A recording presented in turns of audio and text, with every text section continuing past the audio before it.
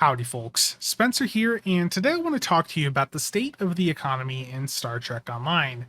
Specifically, I'm going to be focusing on the energy credit and lithium parts of the in game economy. I'll also touch on some issues with the Zen side of things, but energy credits and lithium are the two parts of the economy that are struggling the most and need the most attention. This video is going to be based on a PowerPoint, so if you would prefer to read through the PowerPoint rather than listen to me talk about it, the PowerPoint will be linked in the description for those of you that would prefer that. And chapters will be listed below if you wish to skip ahead to any specific topics. Now, before I get too far into things, I do want to just give you a bit of a warning that I'm going to be talking about some topics that are against the terms of service of the game. I'm not promoting them. I'm talking about the issues that they pose to the game. But it is important to note that if you intend to share this video anywhere or talk about the issues with bots, gold sellers, or regional price abuse, there's various communities out there that are very sensitive to those topics being discussed at all, even in a negative format about them, and they may remove that discussion and may punish you for talking about those topics. So be careful posting this to the Facebook groups, the official forums, Reddit. Those are all communities that typically frown on any discussion of those things.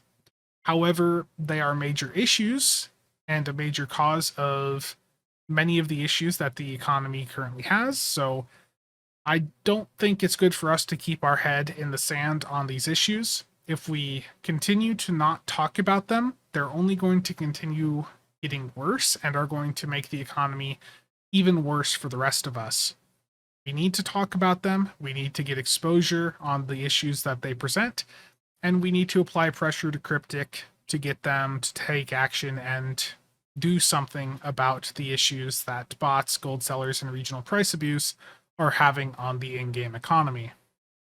And one other set of notes here before I dive too far into things. Just a quick refresh on the various currencies that I'll be talking about. Zen is the currency we purchase with real money. Unrefined lithium is the currency you earn from most activities in the game, and it does nothing until it's refined. And of course, refined lithium then is very valuable. It can be converted over to Zen, which is how the free-to-play system in this game works. And the issue with it is that you can only refine so much per day. So right now, you can refine 8,000 lithium per character each day. You can extend that, though. You can refine an additional 500 each day via a mission at the Fleet Dill Mine. And if you're a lifetime member, you can do an additional 1,000 every other day via the Veteran Dill Refiner on your faction hub. Now, it is theoretically possible for a lifetime account to have 61 characters, and if you're going through and doing dilithium on all of them, you're doing the additional veteran and fleet dill mine missions to get that additional refined every day or other day, then it is possible for you to refine up to 549,000 dilithium per day on your account. You just have to go through and do activities on each of those 61 characters. So not many do that, but as we talk about some of the lithium issues here later on, it is important to keep in mind that the maximum an account can theoretically refine each day is over 500,000 dill. And of course, the last currency here is energy credits. This has many sources in the game and is the currency that you use on the player exchange. There's also a couple stores that use EC, but they don't really provide you with anything that valuable. Now, let's start off with some of the issues on the EC side of things. Over the past couple of years, EC has seen massive inflation, and part of the reason for this is because the Cryptic has introduced a couple new systems that generate EC. The first being Admiralty, the second one being the Endeavor system. And they've not really added an EC sync to counter and remove some of that energy credits that are being generated from the game. And the other issue that the EC economy has is that gold sellers have established very large bot farms that generate EC and lithium at a massive scale, specifically via Admiralty.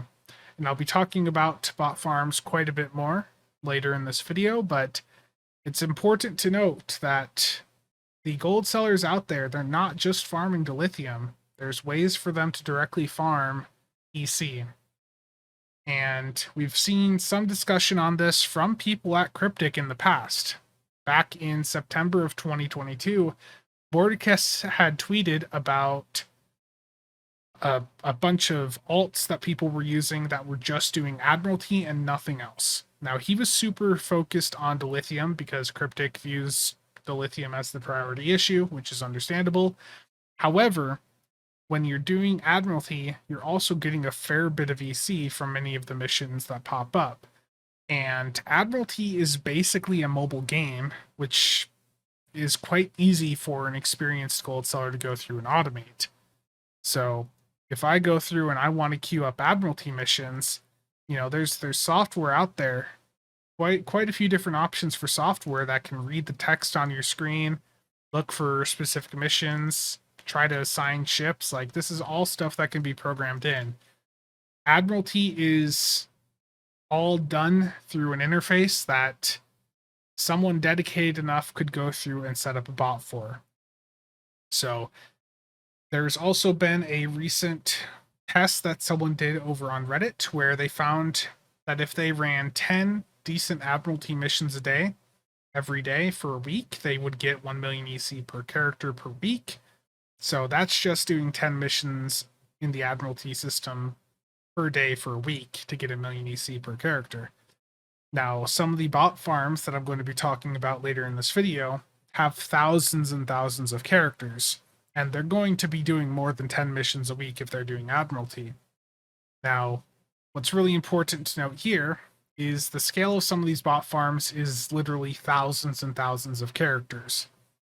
And what that means, if you're someone that's doing Admiralty, if they're even just doing 10 missions a week, or 10 missions per day, every day for a week, and they have 1,000 characters, they're printing 1 billion EC a week. And most likely, the really dedicated gold sellers that understand how to set up a bot for Admiralty, they're probably getting a much larger amount than this because they're probably doing more than 10 Admiralty missions throughout the day.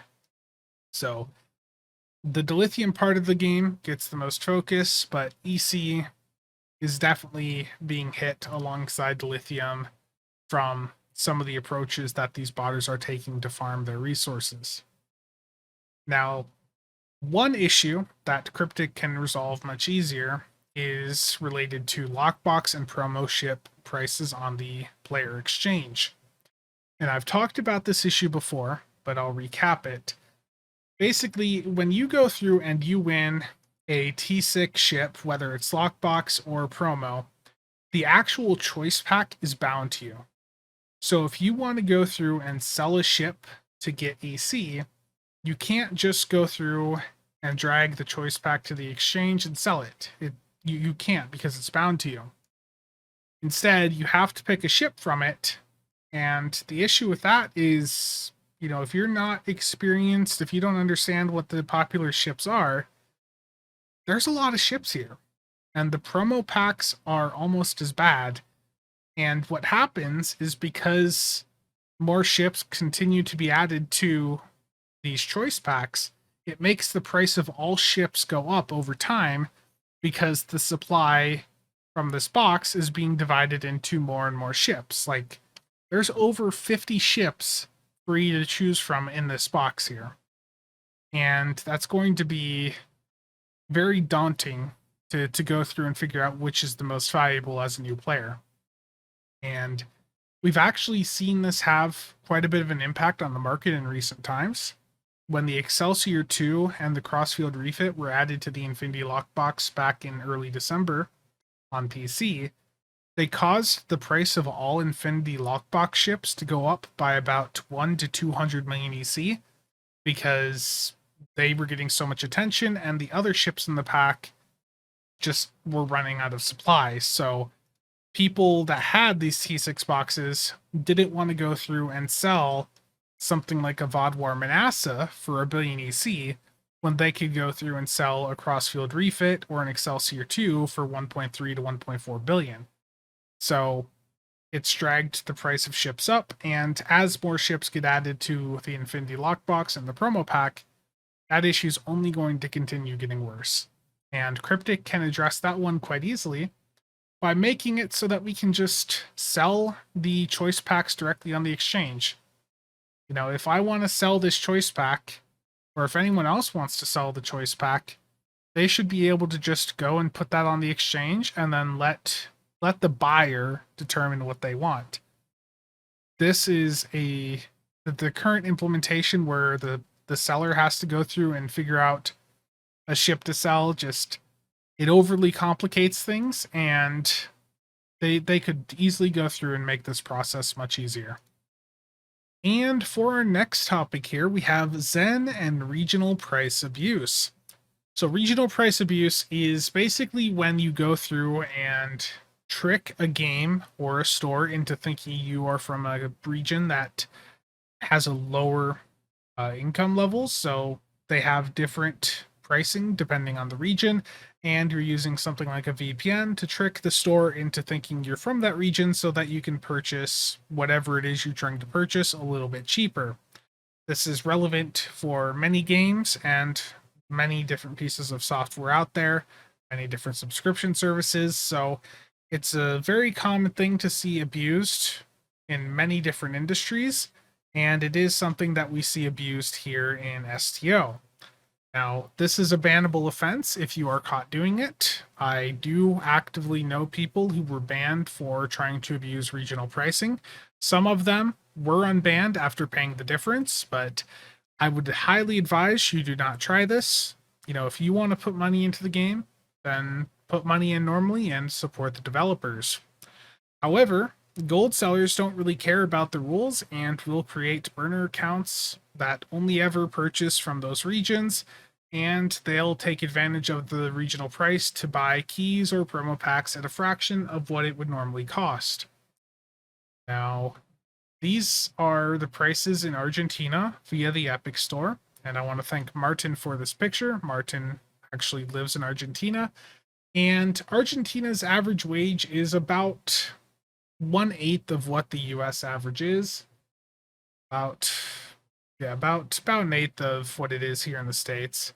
And because of the difference in income levels between the countries, the regional pricing for Argentina is significantly lower than what the price would be for the equivalent Zen packages here in the US.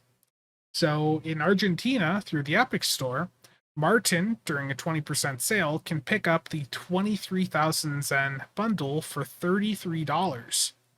That is the bundle that would normally cost you 200 US dollars here in the States. So quite clearly, abusing regional pricing can be quite advantageous for like a gold seller that wants to get promo packs or keys very cheaply.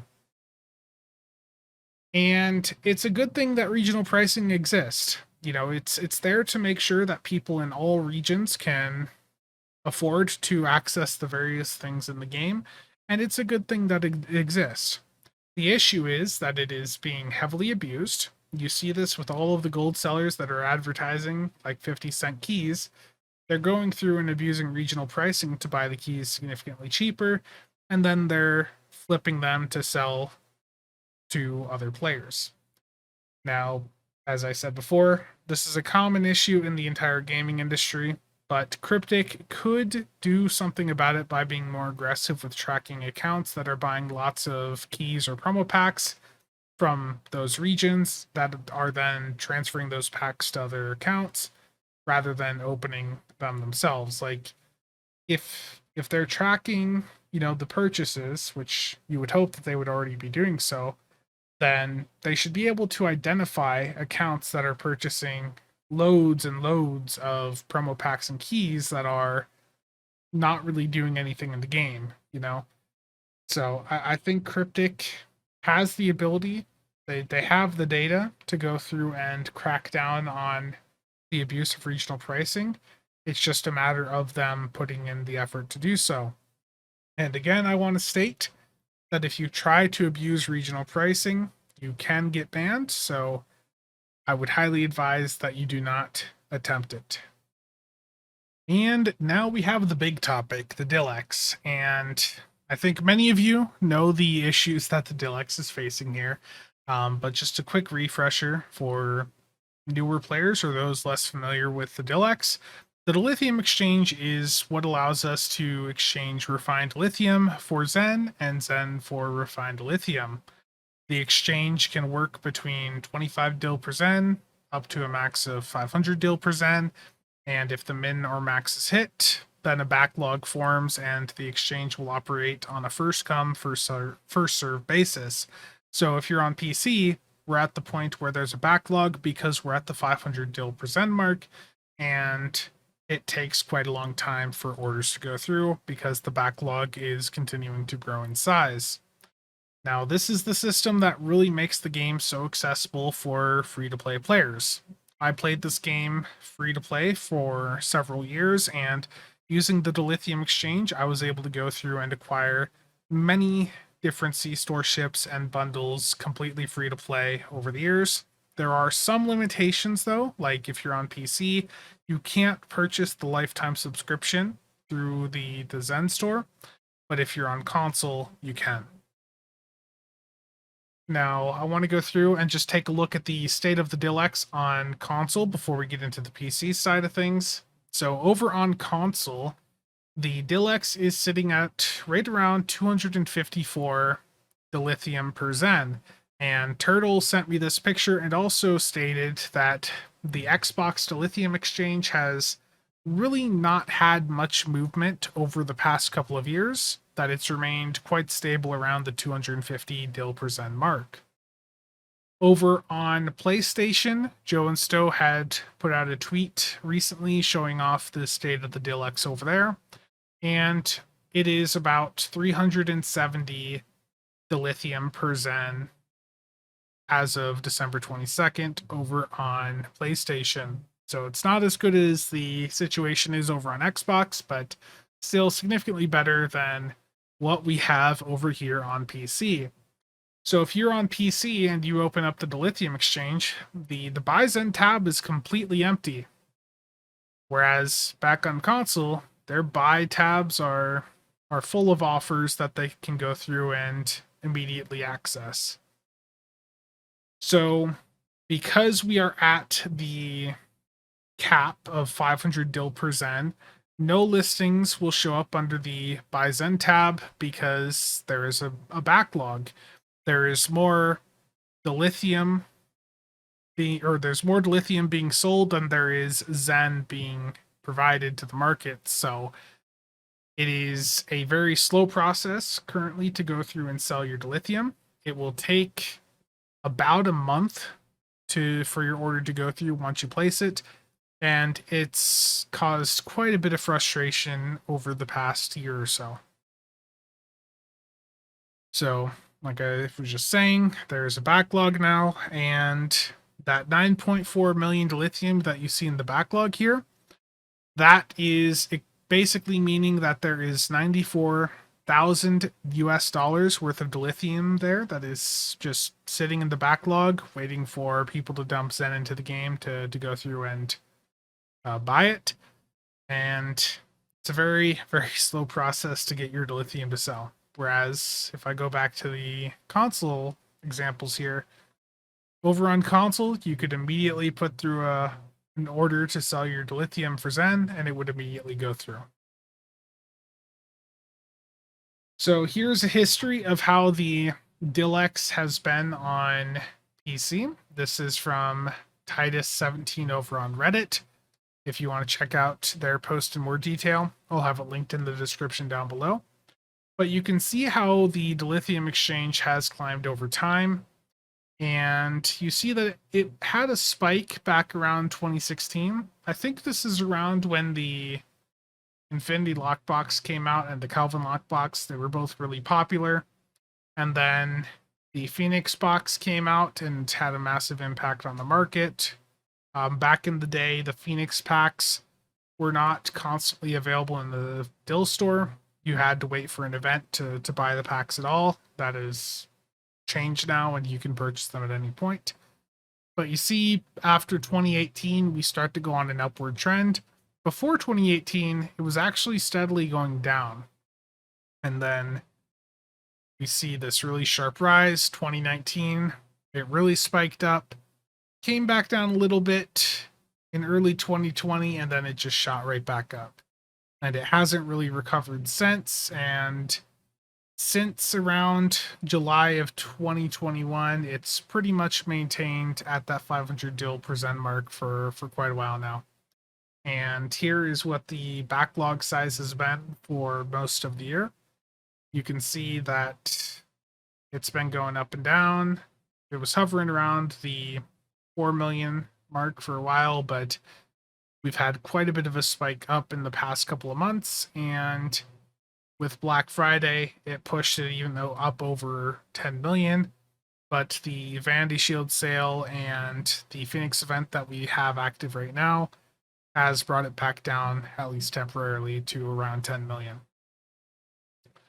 So let's start off with some of the community opinions about what happened to the DilEx. The first one that you commonly hear is that there's nothing to use dilithium on. And I think for many people, that's definitely true. That there's not enough things to buy with dilithium. Then the second thing you quite often see is that people will blame players with larger accounts that have 50 plus characters that refine Dil on them daily. And like I said at the beginning of this video when I was talking about currencies, it's important to remember that an account, a lifetime account with 61 characters that is doing 9k Dil a day, can refine up to 549,000 dilithium per day, and that would be equivalent to about $11 worth of Zen per day that they can grind. Now, not many people do that, and talk about that here. I don't think that those are really, the main contributing factors to why the DilEx is in its current state. The lack of items to buy with Dil and the large accounts that farm, those exist, on PlayStation and Xbox as well as PC. And the thing is, console doesn't have this issue. The Xbox exchange rate is 254 Dil per Zen, so half of what the exchange rate is on PC, and you can get an order to process instantly. The PlayStation exchange is a little bit worse at 370 Dil per Zen, but you can still go through and get an order to go through immediately. If these were the issues here, the lack of items to use Dil on and the large farmer accounts, then console would have the same issue because, they have access to the same gear that we have on PC. They have people over there that grind just as much as people on PC do. So if those were the issues, console would be facing the exact same thing. So, like I also mentioned, Xbox, according to Turtle, the Xbox to lithium exchange has barely moved for the past 2 to 3 years. So clearly, there's not really an issue there with a lack of items to buy with dilithium, and console doesn't have an issue with the few players that actually do go out and grind on that many characters. So there's some common community solutions that pop up also that I want to talk about. The first is increasing the dilithium cap the dilithium exchange cap from 500 to 750 to 1,000 dilithium per Zen.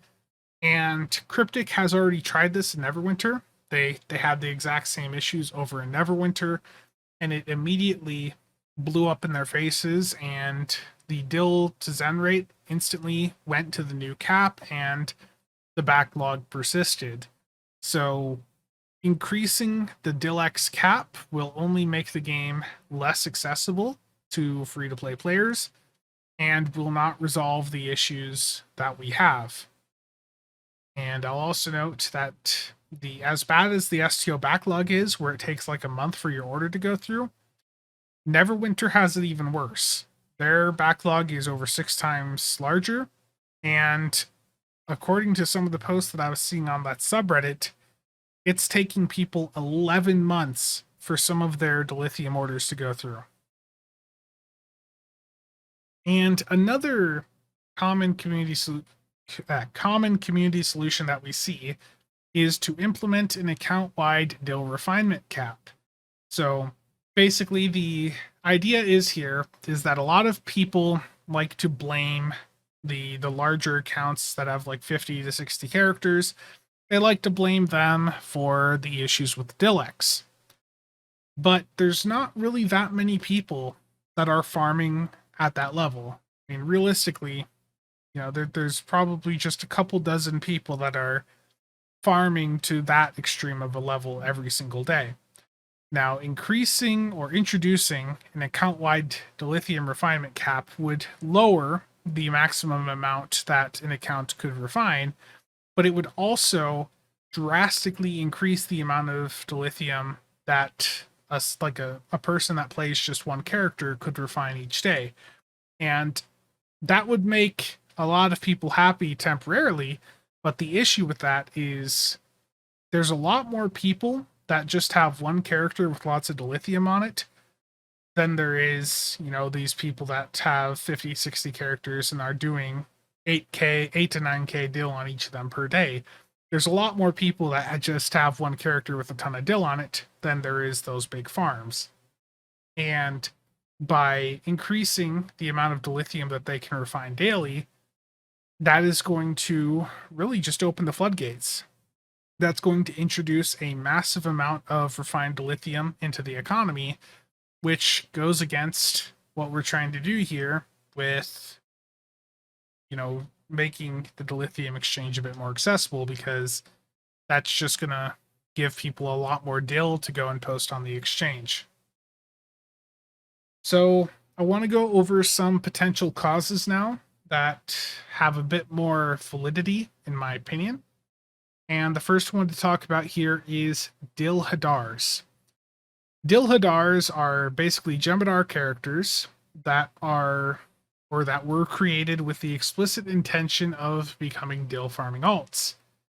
So they can do Admiralty really early on, because Jem'Hadar characters start at level 60.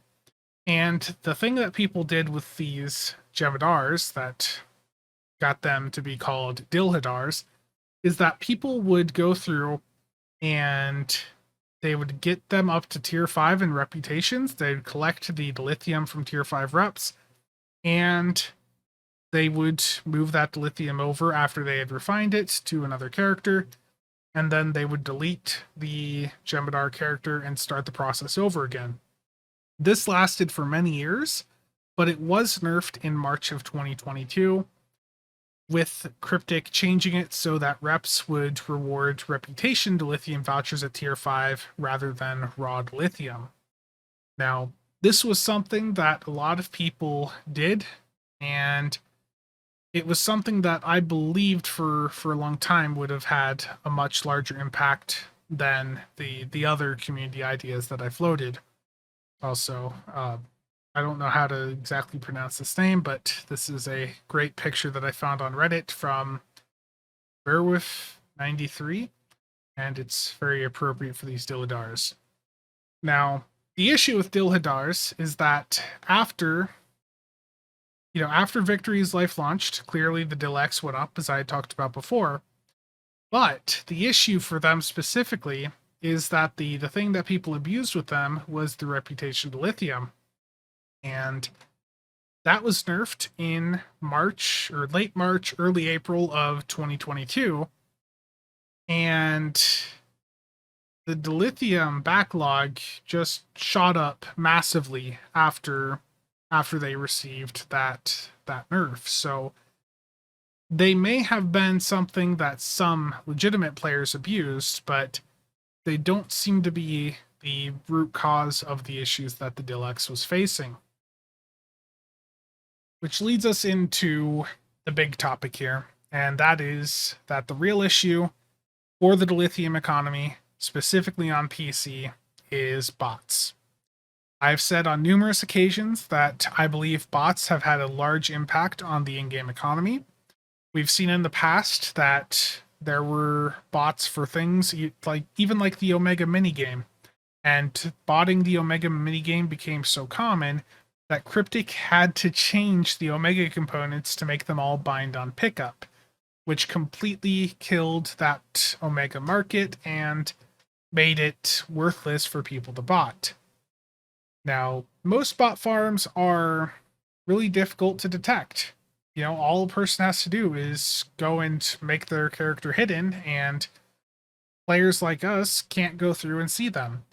However, one botter did recently slip up and exposed a very large bot farm that they were running, which gave us the ability to track it and just see how large it was of an operation.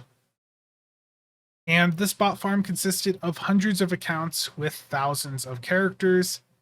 And the last note here is that the bots being the primary issue explains why this is a PC only issue. You can't run automation software on a console without really being detected, nor can you run multiple accounts on a console at a single time.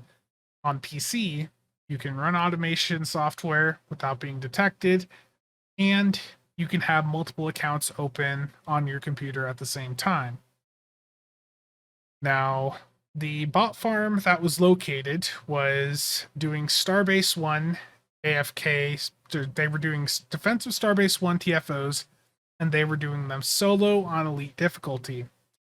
You see, Starbase 1 has a major design flaw, even on elite, in that you can literally fly off to the edge of the map as soon as you get into the map and just wait it out and it will complete. I actually went through and tested this earlier just to verify, so let me pull that up. I went in on an account here that has literally nothing gear-wise. There's basically no weapons equipped to this ship, and I just flew off to the edge of the map, and I waited 10 to 15 minutes. This is a major design flaw with this map. It was pointed out when it was introduced back in 2018, and they just never dealt with it. Like, I'm going to fly off to the edge of the map here. I'm doing nothing. Like, I'm talking in chat, but I'm not doing any combat here. And guess what? It's going to complete on elite difficulty, and I am going to get the rewards from it. You see there, I got the mark box, and I got the full set of rewards. I got the 1440 Dil, the 2 spore canisters, the discovery marks, and I literally did nothing. As soon as I entered this map, I did a 180 and flew to the edge of the map. And it completed, and it gave me the rewards. That is a major design flaw with Starbase 1, and these botters and gold sellers know about it. So it has been abused ever since it came out. Cryptic has been told about this issue and just didn't care about it. So hopefully this additional exposure here for it will get them to do something about it. But what was noticed is when you looked up the Starbase 1 map, and you could look at this numerous times throughout the past couple of months, whenever you would search for it, almost all of the accounts that would appear in the list were Dil'Hadars Science. Now, I've blurred out the names just in case there were any legitimate players there, but I was going through and tracking these for quite some time, and the amount of instances running was just insane. Like, I think the highest number here is like 92. So in just this one picture from December 6th, there was 92 instances of Starbase 1 running. And it was like this at every hour of the day. The amount of Starbase 1s being run was absolutely insane. And they're doing they're doing what I just showed you. They're going into the map. They're doing a private queue. They're by themselves. They do a 180 and they fly off to the edge of the map.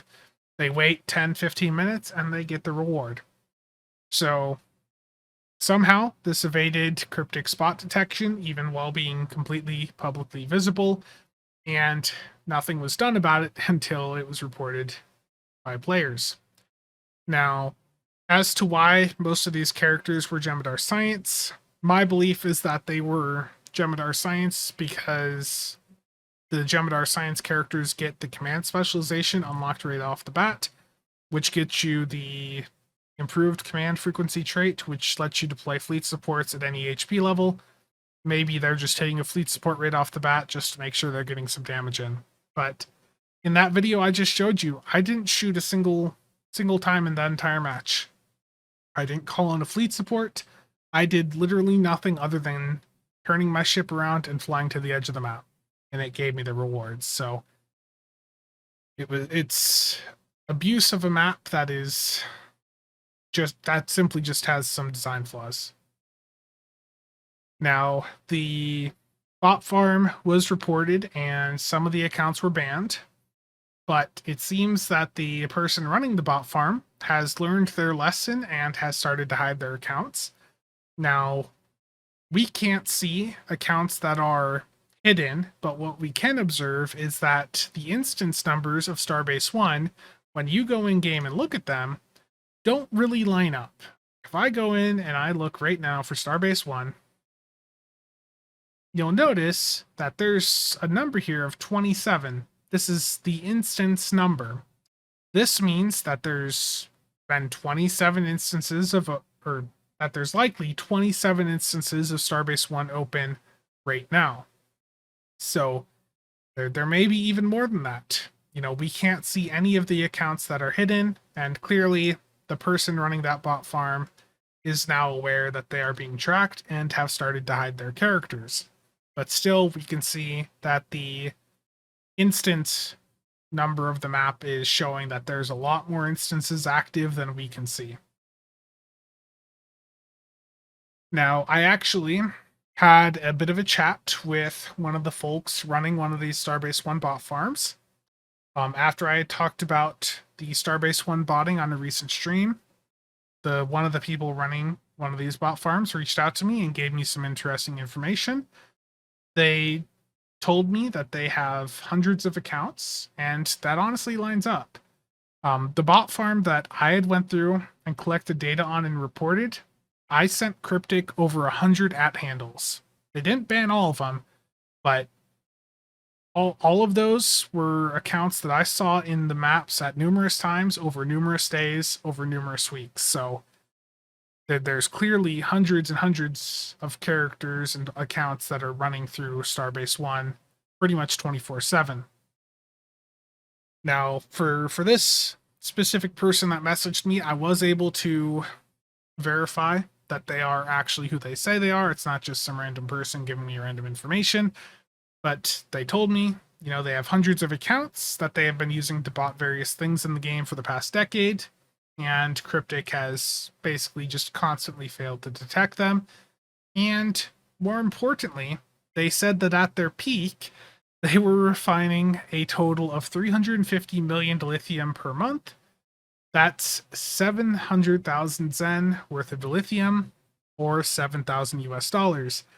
Now, that sounds a bit hard to believe, but the reality is that's possible. With the amount of accounts that I saw in Starbase 1, just the number of accounts that I saw publicly visible every time I was going through and looking, and a reminder, like, you look at this list or this picture that I took on December 6th, in order for me to get all of these Jem'Hadar Science characters onto the screenshot, I actually had to lower my interface scale to fit them all onto the picture.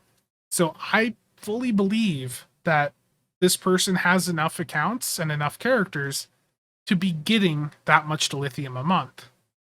And that's a lot of dilithium, but they said that they had several hundred accounts, and I fully believe it. Even with like 200 to 300 accounts, they would have enough characters that they could freely get on those accounts to go through and refine the amount of dilithium that would be needed to hit that 350 mil number in a month. And The thing is, this Starbase 1 bot farm is basically just belonging to this one gold seller. There may be others, spamming it also, but this one gold seller is getting 350 million dilithium a month, and that's just one gold seller. That's a massive impact on the DilEx. And for reference, the DilEx is usually seeing around 300,000 dilithium move through it every day in the backlog, which means that this one bot farm from this one gold seller may account for as much as 7.7% of the DIL supply to the DilEx. So this is just one gold seller. There's several other ones out there, and not all of them are probably running an operation of this scale, but I think that there's going to be at least 2 to 3 others that are of a comparable size, if not larger. And clearly, if you start to add this up, that's a massive impact on the DilEx. And the big question that I have is, how wasn't this detected by Cryptic? Outside of the huge market impact that these bot farms have, how don't they detect them? The Starbase 1 bot farm that I was showing you in those pictures, which I'll pull back up here, like this was publicly visible for months. You could go in and search Starbase 1 in your social window and basically get a list like this for several months. So it's publicly exposed, and Cryptic did nothing about it. Like, the only time they actually stepped in and did anything is after I sent in a report with over 100 accounts. And they didn't even ban all of the accounts that I had reported, some of which I've already seen still active in Starbase 1 before the bot farmer went through and put them all on hide. And, I have to imagine, like, their internal metrics have to be showing that Starbase 1 is, really being played a lot more than other TFOs. If I go back in game here, and I look at Starbase 1 again, right now, we see that there's the highest instance number there is 24. Now, ISA is really popular, right? Infected. If I go look at infected, there's 5 instances. So Starbase 1 has at least 4 to 5 times the amount of instances active as infected. And it's pretty much like that at any time of the day. So how are they not detecting it? How is this not being caught on, how are they not seeing on their metrics that Starbase 1 is being played a hell of a lot more than anything else? And it really brings up the question that I've had, and some of the people I've talked about this issue to have had, is their bot detection really that bad? Or does Cryptic like the boost it provides to their metrics to appease management or their new owners? When Gearbox bought Cryptic, these bot farms were running. Starbase 1 has been in the game since 2018. It's been in this current state since 2018. You literally just go into the map, do a 180, and you can fly off to the edge of the map, and you'll still get the rewards. Like, you see here, I did a Starbase 1 Elite. I showed this before. Starbase 1 Elite, I literally did nothing other than flying to the edge of the map and waiting 10 to 15 minutes, and it gave me the full reward. It gave me the full amount of dilithium, gave me the full amount of marks, gave me the 2 spore canisters. Like, it's just crazy.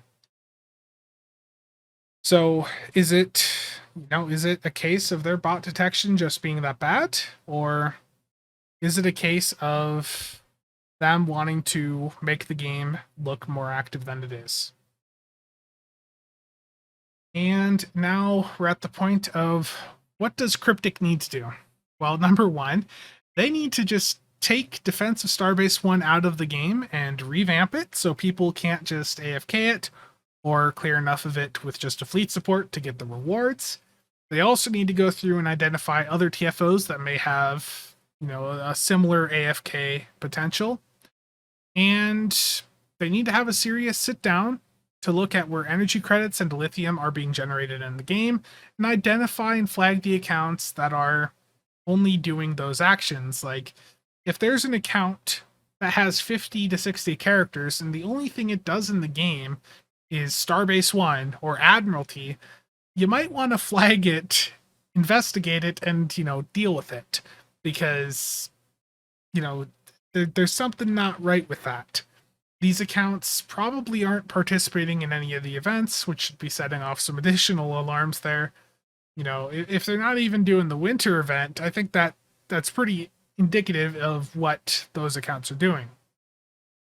And I do want to mention too that, clearly Admiralty has set off some alarms in the past. Bordicus had tweeted about it back in September of 2022.